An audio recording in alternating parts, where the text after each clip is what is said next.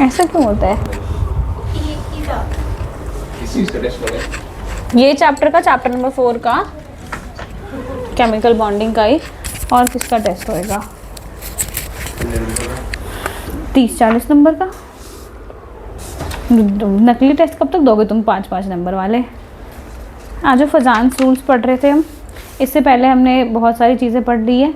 Hybridisation, मतलब mostly इसके अंदर वही है, हाइब्रिडाइजेशन, स्ट्रक्चर, शेप, वही सारी चीज़ें बतानी है हमें। तो इस चैप्टर में आयनिक से ज़्यादा आपने कौन सा बॉन्ड पढ़ा? कोवेलेंट बॉन्डिंग पढ़ी है आपने। तो अब कोवेलेंट बॉन्डिंग के अंदर कल डेफिनेशन लिख के गए थे, पढ़ के बताओगे क्या कह रहा है डेफिनेशन?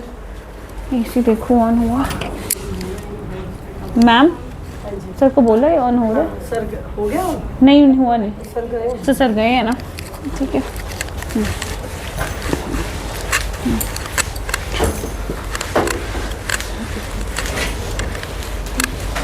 पढ़ो डेफिनेशन, पढ़ के तो बताओ क्या कह रहा है फजान्स रूल।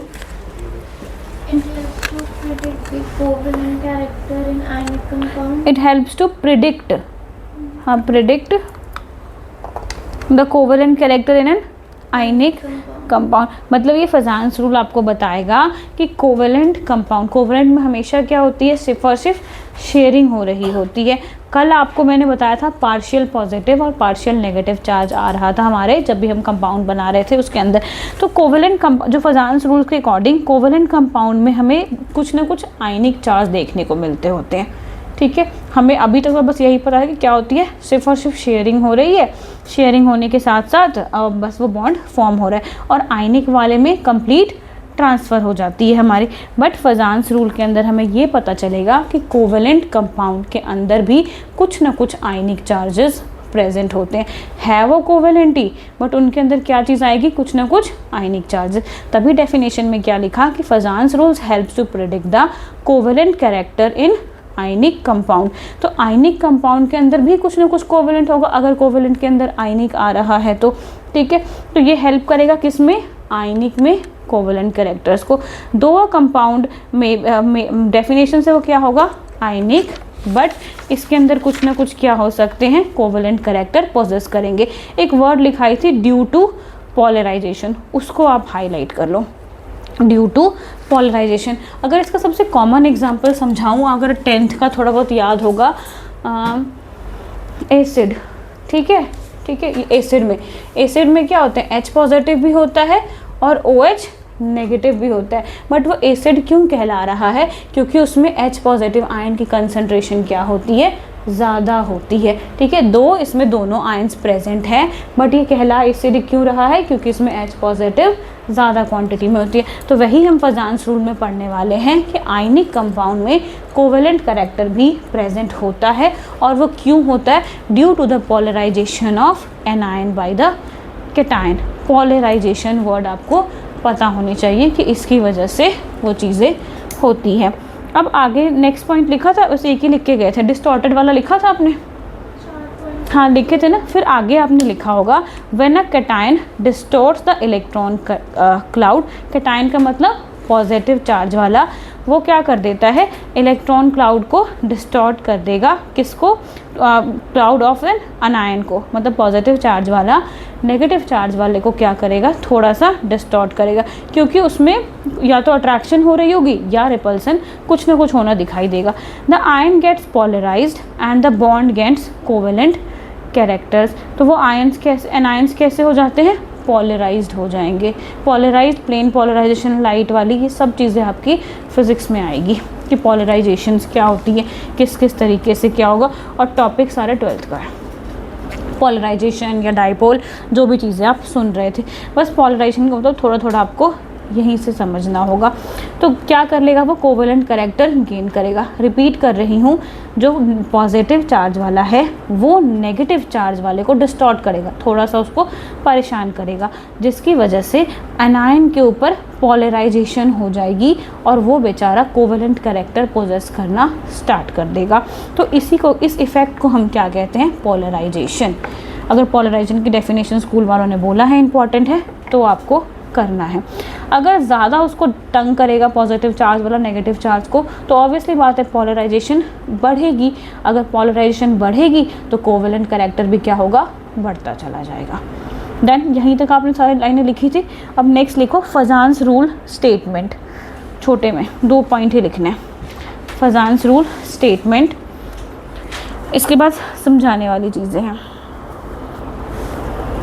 फजान्स रूल स्टेटमेंट, पहला लिखो the covalent character in an ionic bond, covalent character in an ionic bond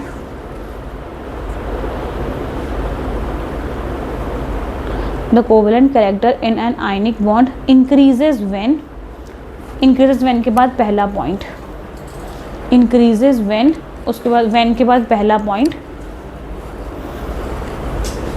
the cation is small, increases when के बाद the cation is small and highly charged, cation is small and highly charged. Second, the anion is large and highly charged.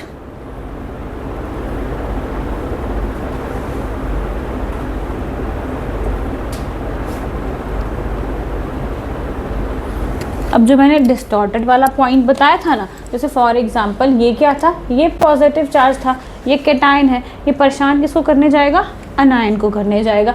तो ये अनायन को इस तरीके से परेशान करता है ना कि इसके चार्ज को स्प्लिट करके बॉर्डर पे ले आता है।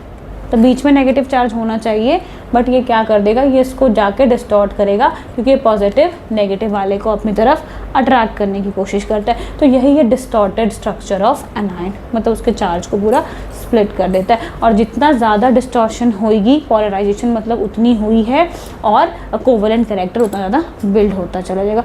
पोलराइजेशन इसी को कहते हैं, वो सरफेस पे सारे के सारे चार्जेस सेपरेट आउट हो जाएंगे। अब ये पॉइंट हो गया आपका। अब हमारे पास हाइब्रिडाइजेशन में आपने क्या पढ़ा था, क्या करते थे, हाइब्रिडाइजेशन निकालते होते थे किसी भी कंपाउंड की, और उसके बाद उसका हम स्ट्रक्चर बनाते थे। तो इसके अंदर हमारे पास वापस से सिंगल स्ट्रक्चर के लिए बनाया था आपने, मतलब मैं आपको CH4 दे दूं तब बना देते थे, या NH3 दे दूं तब बनाते थे।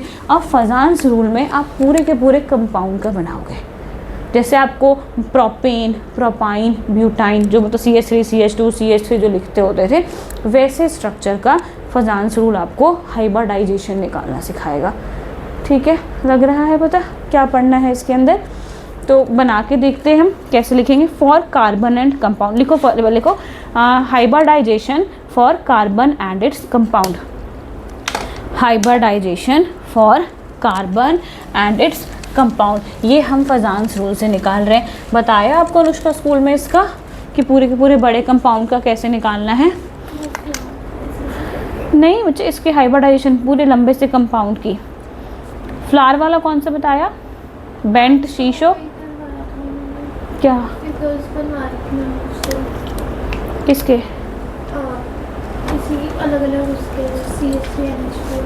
वो किस पैटर्न से बना रहे थे? फ्लोरल डायग्राम से, फ्लोरल डायग्राम से बनाया था। लिख लिया आपने for carbon and its compound. तो कार्बन एंड कंपाउंड में अगर कार्बन है, ठीक है, सिंगल कार्बन है, इसके साथ कितने लगते होते हैं?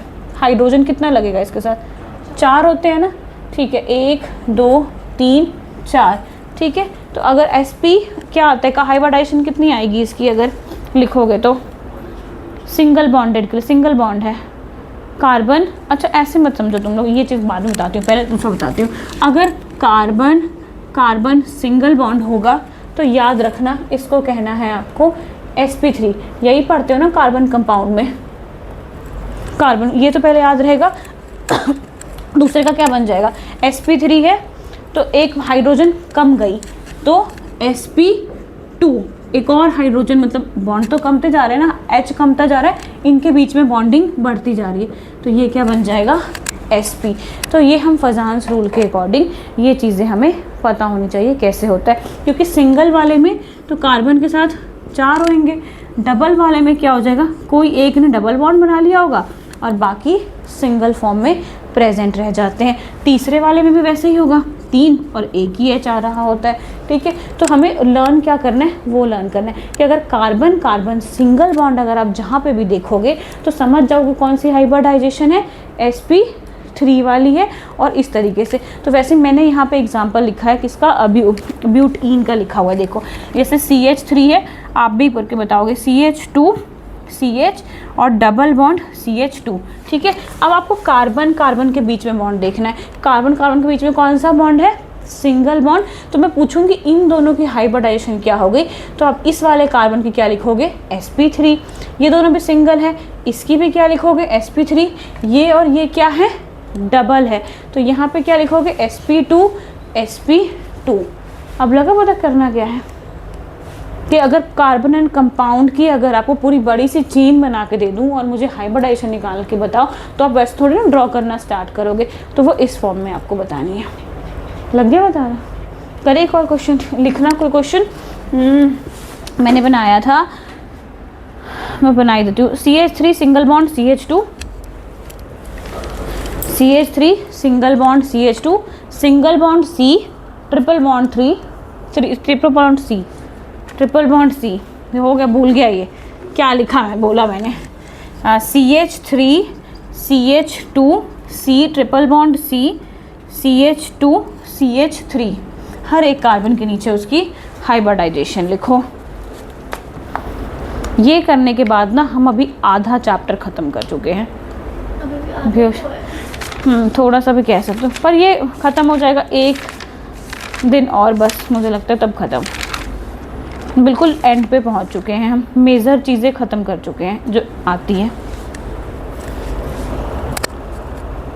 बन गया इसका, अरे वो चीज़ें बस आपको याद होनी चाहिए कि सिंगल डबल और ट्रिपल किसको कह रहे हैं।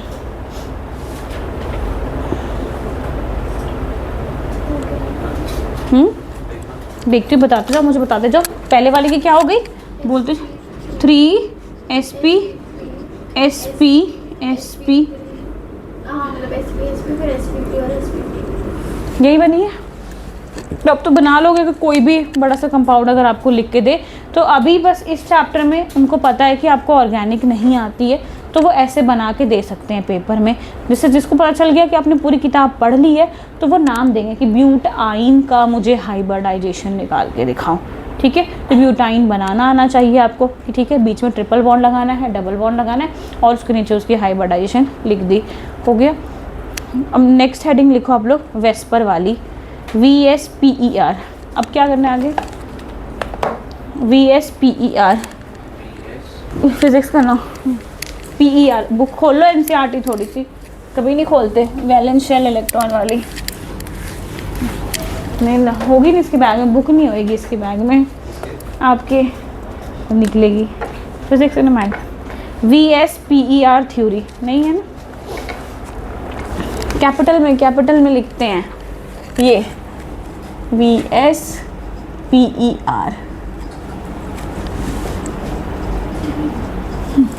इसका फुल फॉर्म भी तो लिखना है ना, क्योंकि valence shell electron pair repulsion theory. आप तो पढ़ के अपनी गलती कैसे कर दी, ऐसा पाप सो जाती है ना ये। हाँ लग गया, पता मुझे। Valence shell electron pair repulsion theory, PER मैंने छोड़ दिया ना, देखो PES लिख दिया।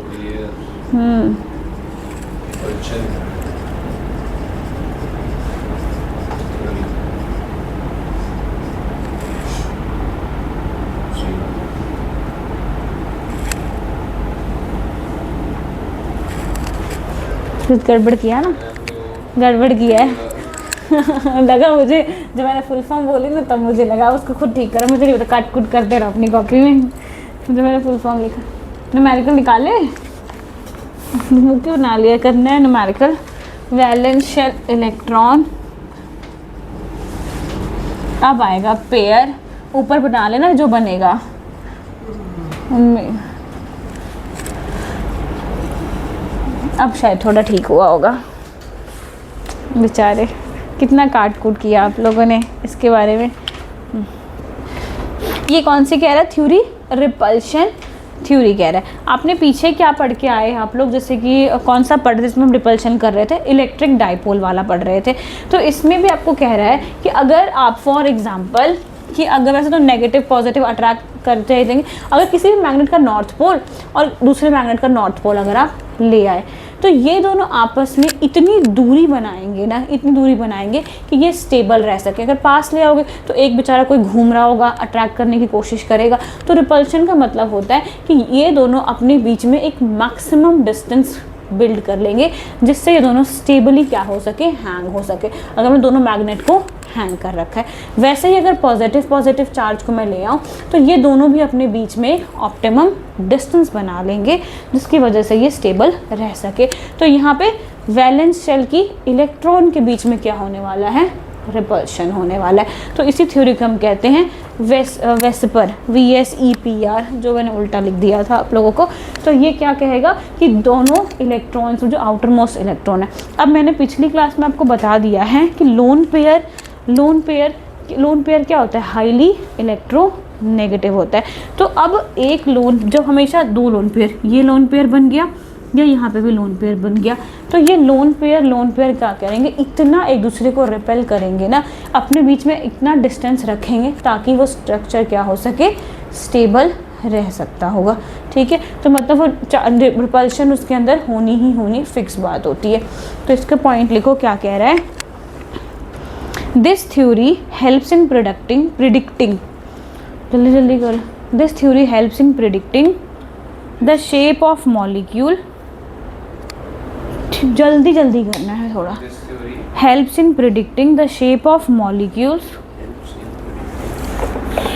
फिर शुरू हो जाता है आपका आधे घंटे के बाद। क्या हम 10th क्लास वाले बच्चे की तरह कर रहे हैं, एक बच्चा लिख ही नहीं पाता है। The shape of molecule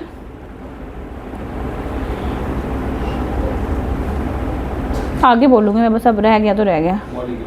based on the repulsion between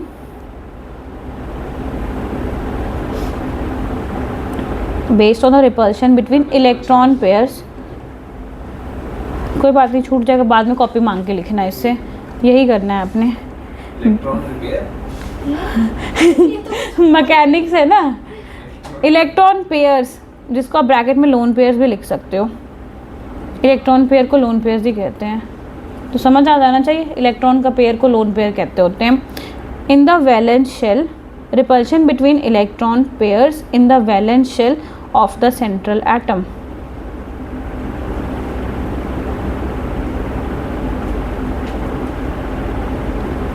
अब जो ये लोन पेयर बेचारे आपस में भी डिस्टेंस बनाते हैं, फिर उससे भी शेप ही डिसाइड होती है। ठीक है, अभी तक आप हाइब्रिडाइजेशन के अकॉर्डिंग शेप डिसाइड कर रहे थे कि ये sp2 है, टेट्राहेड्रल है, टेट्रागोनल, ट्राइगोनल है। अब आपको NCERT में ये जो वेस्पर थ्योरी है, इस थ्योरी के अकॉर्डिंग भी शेप बतानी है। तो शेप जो आप बुक में कल चार्ट देख के क्या कह रहे थे, मैम ये तो हमने कर लिया है, ठीक है, तो वो हमने हाइब्रिडाइजेशन के मेथड से कर रखा है, अब वेस्पर के मेथड से करना है वो चीज़ें। लिख के आएगा एग्जाम में कि वेस्पर थ्योरी एक्सप्लेन करो और उसके पोस्टुलेट्स लिख के आपको उसके डायग्राम्स बनाने हैं। हो गया ना? नहीं हुए ना? अब इसमें लिखो दिया किसने है। This theory was proposed by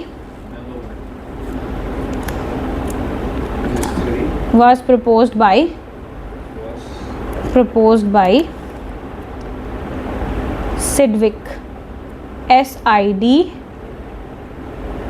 फिर बीच में G भी है, GSIDGWICK। अब ये पता नहीं कहाँ का है। फजान तो आपका कहाँ का था? पाकिस्तानी था। क्या करोगे, मतलब केमिस्ट्री डिवाइस कर लो या तो। SIDGWICK हो गया। एंड पोवेल, POWELL, ओ और वेल, पोवेल होगा कहीं का। बस फुल स्टॉप लगा दो। अब पोस्टुलेट्स लिखो। हाँ, ये 1940 की पोस्टुलेट्स लिखो तुम, इसके पोस्टुलेट्स ऑफ ये वैलेंस शेल वाली थ्योरी के। 2 या 3 ही है बस। इसके बाद हम MOT पे आ जाएंगे और आज का लेक्चर खत्म हो जाएगा। MOT नहीं करेंगे क्यों? MOT नहीं है गंदा, आपने किया और अब मेरे साथ भी करना, फिर बताना गंदा है कि नहीं। पहले लिखो, एंटी बॉन्डिंग बॉन्डिंग घुसा नहीं दिमाग में, उड़ा दिया टीचर ने, अभी आ जाएगा समझ। लिखो, the shape of molecule depends upon the, नींद 4 बजे की क्लास में भी नींद आती है, 3 बजे भी नींद आएगी, 4 बजे भी नींद आएगी। The shape of molecule depends on the number of valence electron,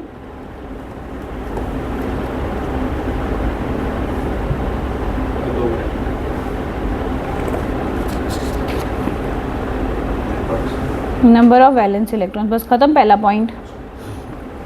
H2O में कितने लोन पेयर होते हैं बताओ, नहीं तो बनवाऊंगी स्ट्रक्चर। हाँ बता देख तो नहीं लिया आपने उसका आंसर? होते हैं 2 4 खाली रहते हैं। हाँ ठीक है, इलेक्ट्रॉन्स खाली रहते हैं। सेकंड पॉइंट लिखो, तो पता ही है फिर तुम्हें तो। All electron pairs repel each other because they are negatively charge, ये बात बतानी होती है। शॉर्ट आंसर कर रही हो फिर उसके शॉर्ट और वो वाले भर दो तब तक। Repel each other because they are negatively charge, वही कर दो फिर, Because they are negatively charge.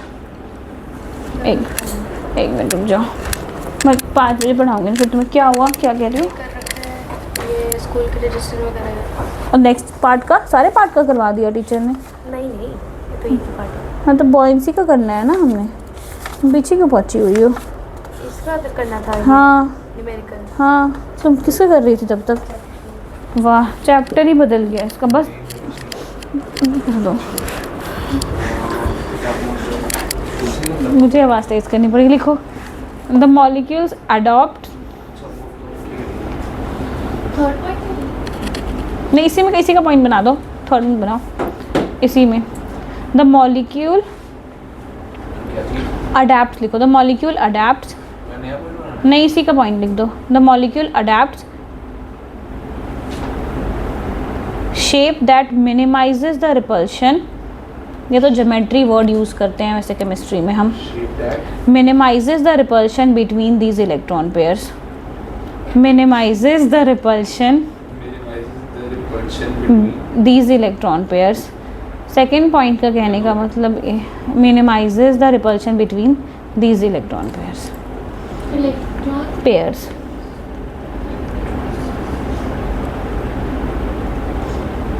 पहले पॉइंट में क्या कहा कि वो नेगेटिवली चार्ज होने की वजह से क्या करेंगे, दोनों इलेक्ट्रॉन पेयर रिपेल करेंगे। सेकंड पॉइंट में कह दिया कि वो दोनों रिपेल क्यों करते हैं, क्योंकि उनके पास क्या होता है, नेगेटिव चार्ज। जैसे मैंने बताया कि अगर पॉजिटिव पॉजिटिव होगा तो रिपेल करेगा, नेगेटिव नेगेटिव होगा तो रिपेल करेगा। तो रिपेल इतना ज़्यादा करते हैं कि वो जब तक एक स्टेबल शेप नहीं पा लेते हैं। तो वही सेकंड पॉइंट में लिखा है कि जो मॉलिक्यूल्स अडैप्ट क्या कर लेते हैं, ज्योमेट्री ऐसी कि उनकी शेप क्या होनी चाहिए, स्टेबल होनी चाहिए। और ये चीज़ आप कॉर्नर में कहीं पे बना के लिखना चाहते हो लिख सकते हो कि लोन पेयर में मैक्सिमम रिपल्शन होएगी, लोन पेयर में मैक्सिमम रिपल्शन होएगी, बॉन्ड पेयर में कम होएगी, वेरी लेस, वेरी मिनिमम, जो भी आप अंग्रेजी बनाओ। बॉन्ड पेयर में सबसे कम, और बॉन्ड और लोन पेयर में बीच वाला रिपल्शन, उन दोनों के कंपैरेटिवली, मतलब लोन पेयर से कम और बॉन्ड पेयर से ज़्यादा। बीच का हाँ बीच वाला जो आएगा लोन पेयर बॉन्ड पेयर का, ठीक है। अब ऐसा मतलब होता है कि मैं बता दूँ, इनके बीच में थोड़ा सा एम्प्टी स्पेस होता है, बहुत टाइम है, पढ़ेंगे अभी हम, जाएंगे नहीं कहीं पे। थर्ड पॉइंट लिख लो, द स्ट्रेंथ ऑफ, जल्दी पढ़ लोगे जल्दी छुट्टी हो जाएगी, नहीं पढ़ोगे तो लेट से होएगी। करा था तो आपको बोला MOT लिखवाओगी नहीं, बस समझा के भेज दूँगी, ठीक है ना, तब काम हो जाएगा। लिखो, द स्ट्रेंथ ऑफ रिपल्शन, हाँ, the strength of repulsion are as in the following order, are as in the following order. strength of repulsion ये तो लिखी है मतलब इसके वहाँ यही था, उसको अगर आप ऐसे बना के बस लिख लो, अगर लिखना चाहते हो तो लोन पेयर, फिर ब्रैकेट इसके साइड खुला होगा, लोन पेयर बॉन्ड पेयर, ऐसे ही होता है ना, यही लिख रहे हैं, रह गया कहीं पे ये। तो अगर लोन पेयर नहीं होगा तो वेस्पर का स्ट्रक्चर भी सेम टू सेम कैसा बनेगा, जैसा हम हाइब्रिडाइजेशन में बनाते होते थे। अगर लोन पेयर होगा तभी कुछ ना कुछ दिक्कत आ सकती है, नहीं तो नहीं आएगी। अब लोन पेयर बॉन्ड पेयर निकालना आता है, किसके पास कितने बॉन्ड पेयर होंगे, किसके पास कितने लोन पेयर होगा। अच्छा CH4 में मुझे बता दो लोन पेयर कितने हैं, बॉन्ड पेयर कितने हैं। हाँ तो बताना भी होता है। बॉन्ड पेयर 4, इसके पास कितने बॉन्ड पेयर कितना है, 4, लोन पेयर 0। तो इसका वेस्पर में भी वही स्ट्रक्चर बनेगा और हाइब्रिडाइजेशन में भी वही बनेगा। SF6 का बता दो। SF6 किसका 6 नहीं, वो SF का 6 है वो। अब देखो कैसे पलटा पेन, देख के हाँ सोच के बताओ, वर्बली बताओ, जैसे मर्जी बताओ। सेंट्रल एटम वही बना, हाँ वही है, S का F का 6। बहुत ज़्यादा हो गया। हाँ अब बताओ तुम। XeF4 EF4 xenon. हाँ Xe है जेनॉन। मुझे तुम बहुत जल्दी बता रहे थे ना, तो अब मुझे भी नहीं आ रहा। जेनॉन क्या ले लूँ मैं अपने, हाँ ठीक है चलो ले लिया। नहीं बॉन्ड पर तुक्का मार के भी सही बता दिया था आपने। नॉवल गैस है, 8 इलेक्ट्रॉन होते हैं आउटर मोस्ट शेल में। हाँ नॉवल गैस है जेनॉन। मुझे तभी दिखा मैं कुछ तो दो ही खतरनाक। ये रहा जेनॉन बेचारा 54 नंबर पे है। वैसे मैं तुम्हें बता 8 इलेक्ट्रॉन वाला है। चलो 8 इलेक्ट्रॉन बता रही हूँ, आउटर मोस्ट में 8 लेके बताओ, और जुड़ने वाले 4 लोग हैं। XeF4 बोला ना मैंने, कुछ नहीं करना, कोई बात नहीं। फिर रुक जाओ, नहीं बताया, गलत बताया। बॉन्ड पेयर बताया, लोन पेयर नहीं बताया। हाँ नहीं ये गलत है, कैसे हो गया मुझे भी नहीं आता, नहीं बताऊंगी मैं तुम्हें। मैं बोल रही हूँ आउटर मोस्ट में 8 इलेक्ट्रॉन है, 4 ही जुड़ रहे हैं। 4 हो गया, मुझे भी नहीं आता। नहीं तुम हाँ लोन पेयर 2 हुए, तो लेट क्यों आता है। NCERT का टेबल नंबर 4.7 खोल लो एक बार, MOT से पहले खोलो। NCERT का 4 कहाँ चली गई आपकी NCERT 4.7। इसकी तो NCERT भी गायब होती है।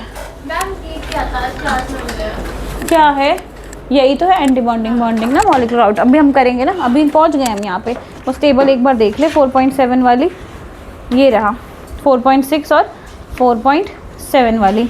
आ जाओ आप भी इधर ही देख लो, यहाँ पे सारे के सारे ये इलेक्ट्रॉन के अरेंजमेंट है। ये भी याद होना चाहिए, 120 कब होता है, 120 ये सब तो नहीं किया, 120 90 180 वाला कर रखा है। ये तो नॉर्मल जो हम जब लोन पेयर नहीं होते तो ये स्ट्रक्चर बनते हैं, linear, trigonal, planar, tetrahedral, octahedral. अब आपके पास ये वेस्पर भी आपने पढ़ लिया है, उनको पता चल गया कि अब आपने पढ़ लिया, तो लोन पेयर की चीज़ें भी पढ़ ली है। किसी किसी में लोन पेयर होता है, किसी किसी में नहीं होता है। तो ये आपने पढ़ा है नॉर्मल शेप। अगर लोन पेयर के साथ स्ट्रक्चर बना है तो आप वेस्पर के अकॉर्डिंग उसका शेप क्या लिखोगे, बेंट लिख के आओगे। हम लोन पेयर नहीं बनाते थे तब के ट्राइगोनल, प्लेनर लिख के आते होते थे, ठीक है। ये नहीं आता, इसको छोड़ दो, ये समझ नहीं आएगा। ABCD क्या लिख रखा है, हमें मॉलिक्यूल दे रखा होगा, नंबर ऑफ बॉन्डिंग पेयर बता दिया, लोन पेयर वो निकाला ना आपने। इतने खतरनाक मॉलिक्यूल्स का 2 कब होता है, 1 कब होगा, सारे के सारे। अब लोन पेयर अगर 1 आएगा तो कौन सा शेप, बेंट, और बॉन्ड पेयर 2। अभी आपने लास्ट में क्या बताया, 4 बॉन्ड पेयर बोले थे, 2 लोन पेयर बोले थे, तो इसका शेप क्या बनेगा, स्क्वायर प्लेनर बनेगा। अगर नॉर्मल केस में हम इसको क्या बोलते, ऑक्टाहेड्रल बोलते। तो NCERT के अकॉर्डिंग आपको लोन पेयर के साथ वाले शेप भी याद करने पड़ेंगे। वो हाइब्रिडाइजेशन के शेप थे, ये इसका शेप XeF4, मैंने यही बोला था अभी। उनका तुम बहुत उड़ रहे हो ना, तुम्हें ख़त्म करना पड़ेगा, पर कतरने पड़ेंगे तुम्हारे। नहीं MOT पढ़ के बस चले जाएंगे हम, लिखवा नहीं रही MOT का, बस समझा के भेज दूंगी। जाग जाओ, सोना नहीं है। आप कहते हैं ना MOT बहुत टफ लगी, बस MOT करके अभी बहुत टाइम पड़ा है, रोज़ जल्दी छुट्टी नहीं हो सकती। मॉट पढ़ना है, मॉट हेडिंग तो ना। हाँ मैं साइन तुम्हें बता रही हूँ तुम्हें, तुम बस MOT लिख लो, मॉट लिख लो, मॉलिक्यूलर ऑर्बिटल थ्योरी। इतना बुरा नहीं लगेगा, पक्का लिखवाऊंगी नहीं आज, बस समझा के। मॉट फुल फॉर्म भी लिख लो, मॉलिक्यूलर ऑर्बिटल थ्योरी। अजीब अजीब सा साइन है, और इसमें से 5 नंबर का क्वेश्चन आएगा जिसके भी आ रहा है। मैम दोनों कब? हाँ 15 अगस्त की छुट्टी है। तो छुट्टी देख के तुझे खुशी होती है। लिख लिया, मॉट बना लिया। वैसे इसका साइंटिस्ट का नाम बता दो, जब लिखवाऊंगी तो लिखवाऊंगी अलग, पर बता रही हूँ इसका है फ्रेडरिच हुंड और रॉबर्ट एस मुलिकन। कहाँ जाओगे क्या पकड़ने उन लोगों को आप? कोई बात नहीं, छोड़ो अब। तो आपने जो भी वैसे पर हाइब्रिडाइजेशन वो सब चीज़ें पढ़ लिया आपने। तो अब मॉलिक्यूलर ऑर्बिटल थ्योरी के अंदर आप पढ़ने वाले हो मॉलिक्यूल्स के एलिमेंट के बारे में। मॉलिक्यूल ऑफ एलिमेंट का मतलब जिसमें सेम सेम होगा, Cl2, I2, F2 इसमें, और बाकियों में हम हमेशा क्या करते थे, एक s ऑर्बिटल का होता था, एक p ऑर्बिटल की हाइब्रिडाइजेशन होती थी। तो इसमें सेम सेम ऑर्बिटल बनेगा। मतलब जैसे फॉर एग्जांपल अगर मैंने हाइड्रोजन ले लिया, H2 मॉलिक्यूल ऑफ एलिमेंट की बात करने वाली हूँ, तो इसके एक हाइड्रोजन की कॉन्फ़िगरेशन क्या होगी, 1s1, दूसरे वाले हाइड्रोजन की भी 1s1 होगी। और इसके पास कौन सा ऑर्बिटल है, s ऑर्बिटल है। तो s ऑर्बिटल की क्या होने वाली है, ओवरलैपिंग होने वाली है। तो सब चीज़ों में हम अलग अलग कंपाउंड या एलिमेंट के बारे में पढ़ते थे। MOT के अंदर हम जो भी कंपाउंड हमारा सेम सेम होगा, I2, F2, Cl2, B2, जो भी आपको सेम सेम एलिमेंट मिलने वाले हैं, इसके बारे में हमें पढ़ना है इसके अंदर। ठीक है, इसके बारे में पढ़ने के बाद आपको ये बताया जाएगा कि इसमें एटम के ऑर्बिटल्स की ओवरलैपिंग नहीं होगी, मॉलिक्यूल्स की ऑर्बिटल की ओवरलैपिंग होने वाली है। मतलब मॉलिक्यूल्स कैसे ओवरलैप करते हैं, इनके बारे में हमें पढ़ना है। लिखवा कुछ भी नहीं रही हूँ, सिर्फ स्ट्रक्चर बनाऊंगी। और इसमें ये तो समझ आ गया आपको, पहले पढ़ के आए हो S और S ओवरलैप करेगा तो कौन सा बॉन्ड बनाता था, सिग्मा बॉन्ड। ठीक है, ये चीज़ तो याद होगी, सिग्मा बॉन्ड और पाई बॉन्ड होता था। तो इसमें ओवरलैपिंग के बाद 2 टाइप के बॉन्ड बनेंगे। ठीक है, जिसको हम बोलते हैं, कौन कौन सी बॉन्डिंग बोलते हैं, आज ही पढ़ के आई, ऐसे से पूछते हैं। ड्रॉ कर दूंगी, बोलना नहीं आता मेरे को। क्यों? याद नाम नहीं आती ऐसे। अच्छा, देखो कुछ बना रही है ये। पेड़। पेड़ क्यों बना रहे हैं, फाई क्यों बनवाया अभी आपसे, वहाँ तो तुम्हें पहुँचेगी नहीं। चलो बताती हूँ। जब ये ओवरलैप करेंगे तो 2 तरीके से ओवरलैप करते हैं। एंटी बॉन्डिंग कहते हैं, एंटी बॉन्डिंग, और एक होगा बॉन्डिंग। एंटी बॉन्डिंग और बॉन्डिंग ऑर्बिटल्स बनेंगे। पहले हमेशा इसके बारे में किस में पढ़ना है हमने, एलिमेंट्स के बारे में पढ़ना है, मॉलिक्यूल ऑफ एलिमेंट के बारे में। और मॉलिक्यूल्स की ओवरलैपिंग होएगी, जब होगी तो क्या बनेंगे, बॉन्डिंग बनेगा एक, और एक एंटी बॉन्डिंग बनेगा। केमिस्ट्री में उल्टा होता है, जिसके पास एनर्जी ज़्यादा होती है ना, वो कम स्टेबल होता है, वो छटपट करते रहता है। मतलब उसका दिमाग ज़्यादा है ना, तो वो शांत नहीं बैठता। ठीक है, तो जिसके पास एंटी बॉन्डिंग में क्या होगी, एनर्जी हमेशा हाई रहेगी और स्टेबिलिटी क्या होगी, कम रहेगी। स्टेबिलिटी लो रहती है, शांत टिक के नहीं बैठता। केमिस्ट्री में उल्टा होता है। फिर बॉन्डिंग वाले में एनर्जी लो हो जाएगी, स्टेबिलिटी क्या हो जाती है, हाई हो जाएगी। ये इलेक्ट्रॉन्स की बात कर रहे हैं। इसके बाद अगर आपको और इनमें जब ये ओवरलैपिंग होगी, उसमें सिग्मा और पाई बॉन्ड बोला था आपने। तो इसमें बॉन्डिंग होने के बाद, बॉन्डिंग होने के 2 तरीके हैं। एक को बोलते हैं हम कंस्ट्रक्टिव इंटरफेरेंस, और एक को बोलते हैं डिस्ट्रक्टिव इंटरफेरेंस। इसको अगर नॉर्मल लैंग्वेज से अगर आपको समझाऊं तो आपके बड़ा अजीब सा एग्जाम्पल हो जाएगा, फिर तुम सोचोगे मैम ने पता नहीं कौन सा एग्जाम्पल दे दिया। ठीक है, दे दो, तुम्हें याद रह जाएगा वैसे, क्योंकि जब मैंने पढ़ा था तो मैंने खुद भी इसी एग्जाम्पल के साथ पढ़ा था। तो हमारी ज़िंदगी में 2 टाइप के लोग आते हैं। एक जो हमारी ज़िंदगी को क्या करेंगे, आबाद करके जाएंगे। दूसरी क्या करके जाते हैं, पूरी बर्बाद करके जाते हैं। एक दूसरे को ही पीट लेना तुम लोग। ठीक है, तो जब हमारे पास ऐसी इंटरफेरेंस होगी, जब एटम्स वगैरह को फ़ायदा होगा, तो we call it as constructive interference. और उस बॉन्डिंग को, उसमें बॉन्डिंग बनती है, मतलब स्टेबिलिटी बन जाती है। ठीक है, उसने ज़िंदगी हमारी आबाद कर दी। दूसरी वाली क्या करने वाले हैं, बिल्कुल तबाही मचाने वाले हैं। एनर्जी तो बहुत दे देंगे, पर स्टेबिलिटी कहीं की रहने ही नहीं वाली। तो उस समय कौन सी होगी, डिस्ट्रक्टिव इंटरफेरेंस होगी। मतलब जब भी एंटी बॉन्डिंग बनेगा मॉलिक्यूल के ऑर्बिटल्स पे, तो एंटी बॉन्डिंग होगी। किस मेथड से होगी? डिस्ट्रक्टिव इंटरफेरेंस से, और अगर बॉन्डिंग वाली होगी तो कंस्ट्रक्टिव इंटरफेरेंस से। याद रह जाएगा तुम्हें? अब तो पक्का रह जाएगा, ठीक है। बस इनकी ज़िंदगी आवाज़ और बर्बाद करनी है, अपनी नहीं करनी तुम्हें, ठीक है। मॉलिक्यूल्स के ऑर्बिटल्स के बारे में करनी है। तो अब एक दो डायग्राम बना के, फिर तुम्हें लिखने का शौक होगा तो लिख भी लेना, नहीं तो बस डायग्राम बना के घर चले जाएंगे। वो जो बुक में बनाई नहीं हुई स्क्वायर वाले डायग्राम्स जो बने होती है। आज सिर्फ और सिर्फ एस ऑर्बिटल के बारे में बात करेंगे, फिर पी के बारे में नेक्स्ट डे और आगे होगा। हाँ, ये जो ऐसे डायग्राम्स बने हुए हैं, हाँ ये सब चीज़ें जो बन रखी है वो क्या होते हैं। तो एस वाली जो बॉन्डिंग आप करोगे वो ऑब्वियसली बात है बहुत इजी होएगी, पी वाली में थोड़ा सा दिमाग लग सकता है। तो आज बस मैं आपको एस वाली करा के भेज देती हूँ, कल शायद आपका लेक्चर भी ख़त्म हो जाए पी के साथ, बॉन्ड एंगल, बॉन्ड लेंथ। तो अब हेडिंग डालो मॉलिक्यूलर ऑर्बिटल डायग्राम। थ्योरी तो समझ लिया आपने, लिखा कुछ नहीं, तो अब डायग्राम बनाएंगे। मॉलिक्यूलर ऑर्बिटल डायग्राम पहला बनाएंगे H2 का, H2 का, ठीक है। लिख लिया, साथ के साथ बनाती भी हूँ।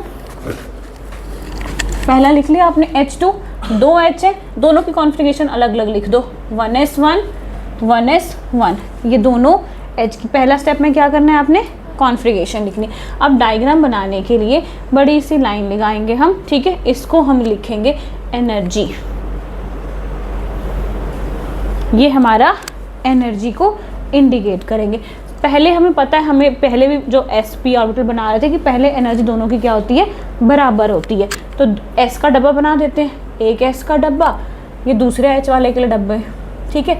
इसका क्या नाम है? 1s1। इसका भी क्या नाम है? 1s1। इसके पास कितने इलेक्ट्रॉन है? एक इलेक्ट्रॉन है। इसके पास भी एक इलेक्ट्रॉन है। बट अभी हमने क्या बोला कि ये क्या करने वाले हैं? ओवरलैपिंग करने वाले हैं, ठीक है। तो ओवरलैपिंग करेंगे तो कौन कौन से बॉन्ड बनते हैं? एक बॉन्डिंग वाले, एक एंटी बॉन्डिंग वाले। स्टेबल वाले कहाँ रहेंगे? नीचे रहेंगे, ठीक है। तो एस एस के साथ ऐसी बॉक्स बन सकता है, पी तो बनेगा नहीं, तो इसको आप क्या कर दोगे? ऐसे कनेक्ट कर दोगे। ऊपर क्या बनेगा? एंटी बॉन्डिंग वाला डब्बा बनेगा, ठीक है। एंटी बॉन्डिंग वाला डब्बा बनेगा।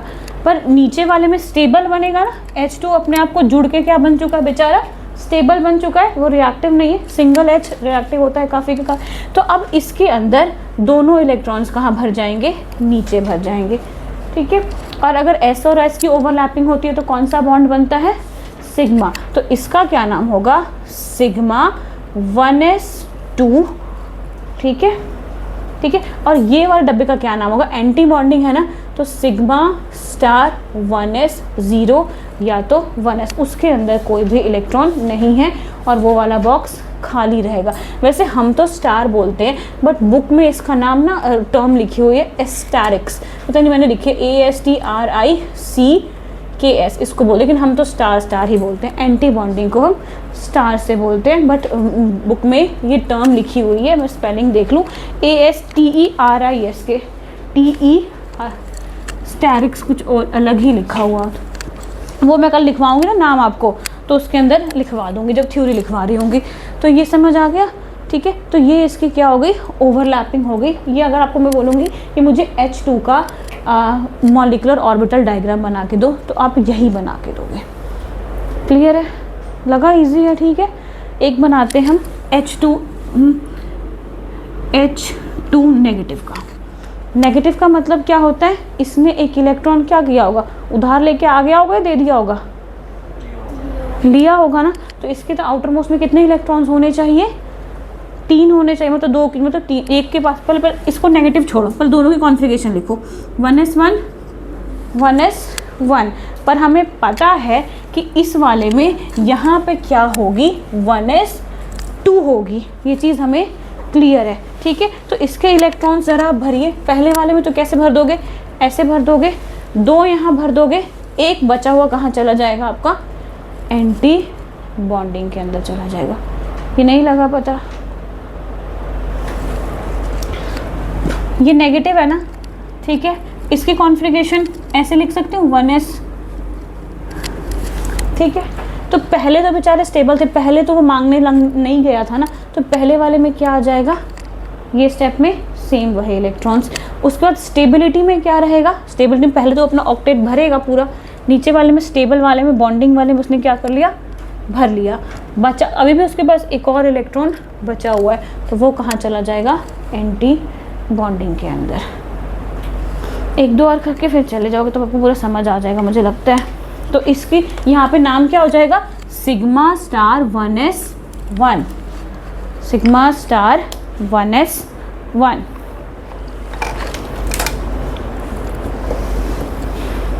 लास्ट क्वेश्चन करके फिर हम चलते हैं हीलियम 2। हीलियम का हीलियम बना लो He2 He2। नीलियम को ज़्यादा रिस्पेक्ट नहीं था तभी तो हम दे देते हैं, फिर एक या दो क्वेश्चन करके बस हम चल जाते हैं। हीलियम भी कर लेते हैं, लिथियम भी कर लेते हैं।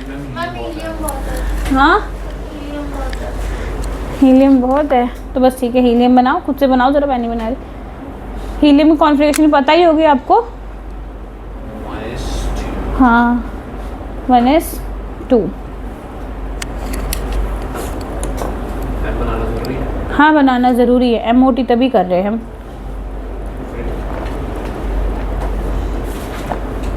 सेम इसी तरीके से बनाना है, सेम तरीके से बनाना है। नया एग्जाम्पल आपको लास्ट क्लास में, नेक्स्ट क्लास में करवाऊँगी। इसकी ना ट्यूशन होती है आप लोगों की, नहीं तो मैं अभी लिखवा के भेज दी। टाइम देखो, अभी तो बहुत टाइम है, तो लिथियम भी कर सकते हो। तो बोलो चंडीगढ़ नहीं जाना है इसको उड़ के। मैम जैसे 1s2 है तो इसमें एक एक डाल सकते हैं। नहीं 1s2 है तो S में इसके पास पहले क्या है, फुली फिल्ड है, तो बीच वाले में दोनों इलेक्ट्रॉन्स डालेंगे। तो ये खाली रहेगा? नहीं रहेगा, उसमें पर दो दो डालो, पहले जितने ओरिजिनल होते हैं वो डलेंगे। दिखाइए, तो लेबलिंग भी करके जाओ ना।